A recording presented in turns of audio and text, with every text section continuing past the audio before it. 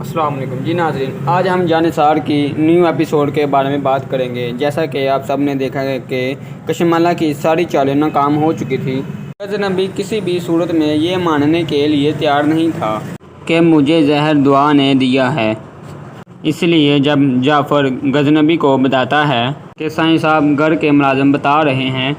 کہ Kashmala be be نے دعا بی بی کو گھر سے دھکے مار کر باہر نکال دیا تھا اور وہ اپنے ساتھ کچھ بھی نہیں لے کر گئی، اور پھر غزنبی جعفر سے کہتا ہے کہ کشمالہ نے مجھ سے جھوٹ بولا ہے۔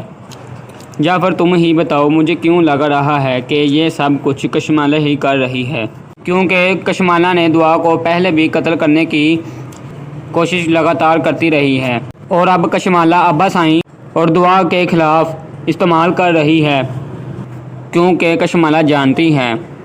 کیونکہ میں اور کوئی اور بھی آ جائے تو ابا سائیں کا حکم نہیں ٹال سکتا، اور کشمالہ کا صرف اور صرف مقصد ہے کہ دعا کو میری زندگی سے نکالنا۔ دوسری طرف کشمالہ سوچتی ہے کہ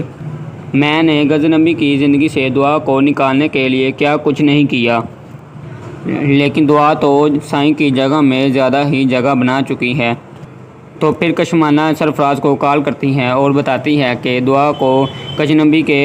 دل سے نکالنے کے لیے تمام کوششیں ناکام ہو چکی ہیں، اب ہمیں دعا کو قتل کرنا ہوگا، اس کے سوا اور ہمارے پاس کوئی راستہ نہیں۔ اور کچھ دیر سوچنے کے بعد سرفراز سوچتا ہے کہ دعا کو قتل کر دینے کا شک وہ ہم پر ہی جائے گا، اور دعا کے مرنے کے بعد ساری زندگی مجھے اور تمہیں جیل میں گزارنی پڑے گی۔ ہمیں دعا کا ایکسیڈنٹ کے ذریعے قتل کروانا ہوگا، اس طرح دعا کی موت کو ایکسیڈنٹ کی طرح سمجھا جائے گا اور ہمارے راستے کا کانٹا بھی نکل جائے گا۔ پھر جعفر غزنبی کو بتاتا ہے کہ گھر کی ملازم کشمالہ بی بی کے ساتھ ملی ہوئی ہیں، اور پھر غزنبی کو غصہ آتا ہے اور پھر وہ کشمالہ بی بی کو کہتا ہے کہ میں کسی بھی حالت میں دعا بی بی کو کبھی بھی طلاق نہیں دے سکتا۔ اگر مجھے پتہ چلا کہ دعا پر لگے تمام الزام آپ کے ہاتھ ہیں تو میں آپ کو حویلی سے کیا آپ کو ایک طلاق دینے پر 1 منٹ بھی نہیں لگاؤں گا، اور آپ کے دونوں بچوں کو بھی میں آپ سے چھین لوں گا، آپ کو ملنے کی اجازت نہیں دوں گا۔ اور پھر کشمالہ پریشان ہو جاتی ہے، اور پھر کشمالہ سوچتی ہے کہ مجھے اور سرفراز ہی بس جانتے ہیں کہ دعا کو غزنبی کی زندگی سے نکالنے کے لیے کیا کیا کچھ نہیں ہم دونوں نے کیا۔ اگر سرفراز دعا کو قتل کر دیتا ہے تو اور میں سرفراز کو پھر اپنے ملازم سے قتل کروا دوں گی، اسی طرح یہی سمجھیں گے کہ سرفراز نے اپنی بے عزتی کا بدلہ لینے کے لیے دعا کو قتل کیا، اور میں کہوں گی کہ میرے ملازم نے دعا کو قتل کرنے کی وجہ سے سرفراز کو میرے ملازم نے قتل کر دیا، اور اس طرح میرا نام بھی نہیں آئے گا، اور میں غزنبی کے ساتھ ہنسی خوشی میں زندگی گزارنے لگوں گی۔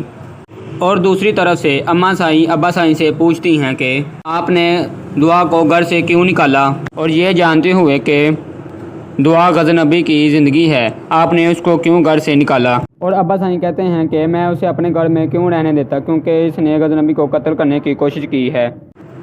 اماں سائیں کہتی ہیں کہ آپ نے یہ دعا کو زہر دیتے ہوئے دیکھا تو نہیں، کسی نے بھی نہیں دیکھا ابھی تک، جو کچھ کشمالہ نے بتایا ہے ضروری نہیں یہ سب کچھ سچ ہو، کتنی دفعہ دعا پر اٹیک بھی کروا چکی ہے، اور ہو سکتا